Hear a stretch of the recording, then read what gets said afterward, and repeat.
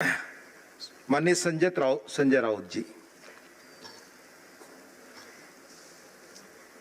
Deputy chairman sir, बहुत ही महत्वपूर्ण और गंभीर विषय पर हम आज डिबेट कर रहे हैं। किसी ने ठीक कहा कल यहाँ, हमने और हमारे पूर्वजों ने इस प्रकार की महामारी आएगी और इतना बड़ा संकट आएगा ये कभी हमने सोचा नहीं था। कोविड-19 संक्रमण की चिंता पूरे विश्व में है, लेकिन जिसके घर में, जिसके परिवार में ये कोविड-19 का हमला हुआ है, उनका प्रेशर क्या होता है ये कल जया जी ने बताया। और ये मैं भी महसूस कर रहा हूँ जया जी कि मेरी माँ जिनकी उम्र 80 साल की है वो भी कोरोना संक्रमित है और 15 दिन से वो अस्पताल में आईसीयू में है।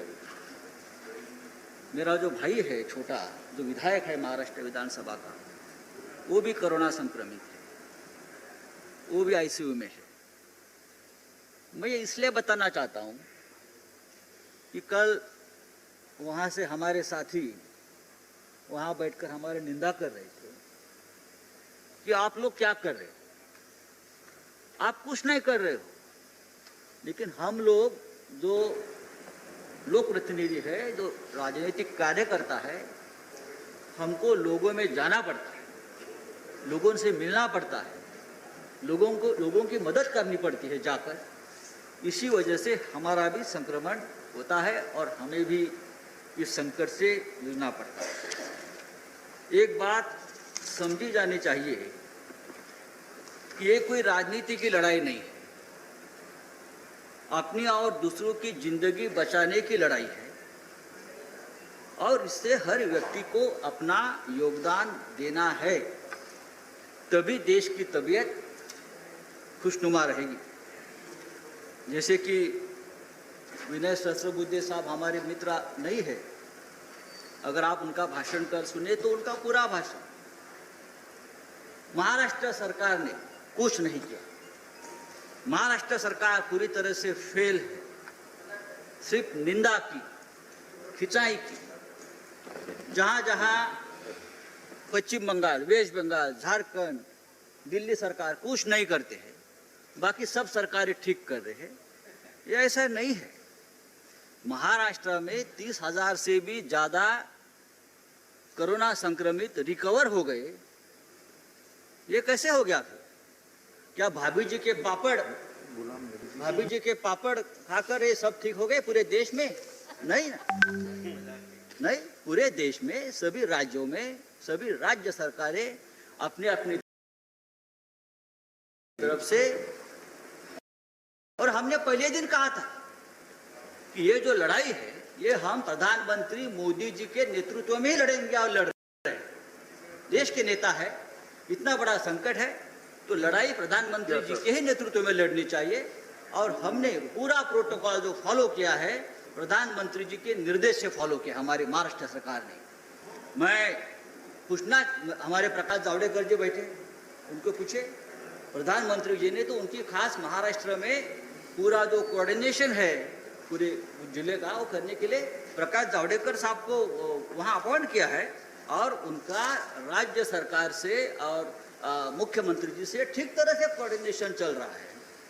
महाराष्ट्र सरकार ने मुंबई, ठाणे, पुणे जैसे बड़ी शहरों में नहीं तो जिला स्तर पर जंबो कोविड सेंटर बनाए और लोगों की सेवा में लगे। सबसे ज़्यादा चिंता महाराष्ट्र और विश्व देश को हमारे यहाँ धारावी की थी।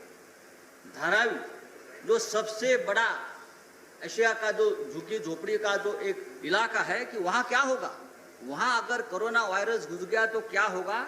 और वहाँ जब कोरोना संक्रमण हुआ तो पूरा देश चिंता में आ गया था। लेकिन आज धारावी का संक्रमण पूरी तरह से नियंत्रण में है और वर्ल्ड हेल्थ ऑर्गेनाइजेशन ने उसके लिए हमारी पीठ थपथपाई है, बीएमसी की, WHO ने। दूसरा हमारा मुंबई का इलाका वरळी कोलीवाड़ा, वहाँ सबसे ज़्यादा फिशरमैन कम्युनिटी रहती है, बहुत कंजेस्टेड एरिया है। वहाँ भी संक्रमण बढ़ा तो सब चिंता में आ गए।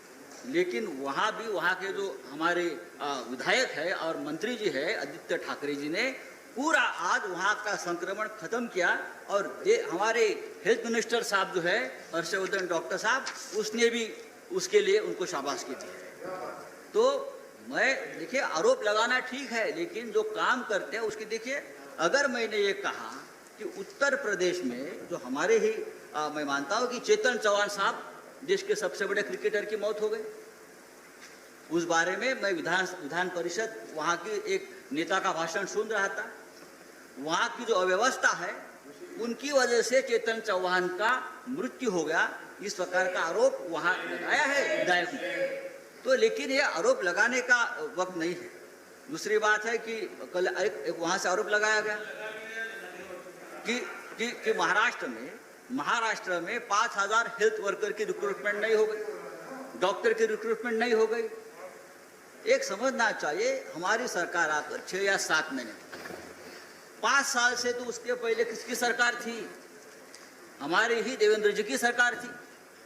तो पिछले वाले 5 साल में ये 5000 डॉक्टरों की रिक्रूटमेंट अगर आप करते तो आज बहुत बड़ा इंफ्रास्ट्रक्चर खड़ा होता। तो ये बात भी समझनी चाहिए, एक दूसरे के ऊपर आपने और हमने किसी के ऊपर आरोप प्रत्यारोप नहीं करना चाहिए। आपने हिसाब किताब की बात की है, मुझे मालूम है कि अभी केंद्र सरकार ने 1 सितंबर से पूरा मेडिकल इक्विपमेंट की मदद करना बंद कर दी है। उसमें पीपी किट, मास्क, वेंटिलेटर, उसके वजह से महाराष्ट्र सरकार को 350 करोड़ का ज़्यादा अब बोझ आने वाला है। तो पीएम केयर फंड जो आपने बनाया है उसमें हजारों करोड़ रुपए CSR फंड से जमा किए हैं, वो किसके लिए है? वो भी सभी राज्यों के लिए है, वो आपको देना पड़ेगा। दूसरी बात है हमारा GST का बकाया जो है वो तो दीजिए, उससे हम आगे का काम चला देंगे।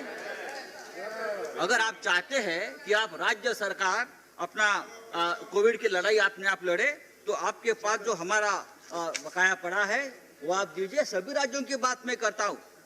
महाराष्ट्र सरकार को मैं बताना चाहता हूँ कि मार्च महीने में जब ये शुरू हुआ कोविड का संकट तो पूरे राज्य में सिर्फ हमारे महाराष्ट्र में 1 टेस्टिंग लैब थी, लेकिन आज 405 टेस्टिंग लैब पूरे महाराष्ट्र में हमने खड़े किए 5 महीने में। माननीय संजय जी कंक्लूड करिए। सर करता हूँ सर। तो बात ऐसी है सर कि मास्क तो लगाऊंगा मैं, केंद्र सरकार ने देना बंद कर दिया है इसलिए। अच्छा किया आपने, चेयरमैन साहब ने अभी बता करके हम सबको आग्रह किया था। बात ऐसी है कि केंद्र सरकार के 7 मंत्री संक्रमित हुए हैं, तो ये किसी के ऊपर नहीं है कि आप कौन से राज्य से आते हो।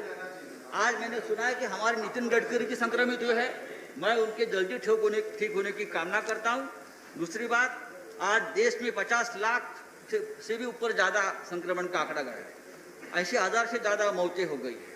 तो मैं इतना ही कहूँगा कि इस पूरे लड़ाई में पूरा देश सभी राज्यों को साथ लेकर हमको आगे की लड़ाई लड़नी होगी। हम सिर्फ राजनीति करते बैठे एक दूसरे के खिलाफ तो ये 50 लाख का आंकड़ा 1 करोड़ तक पहुंच जाएगा। तो मैं आप इस सदन के माध्यम से मैं सबको, सभी राजनीतिक दलों को, सभी सरकारों को विनती करता हूं, अब ये जब तक आखिरी कोविड पेशेंट ठीक नहीं होता तब तक हम एक दूसरे के साथ कंधा से कंधा मिलाकर काम करेंगे। धन्यवाद संजय जी।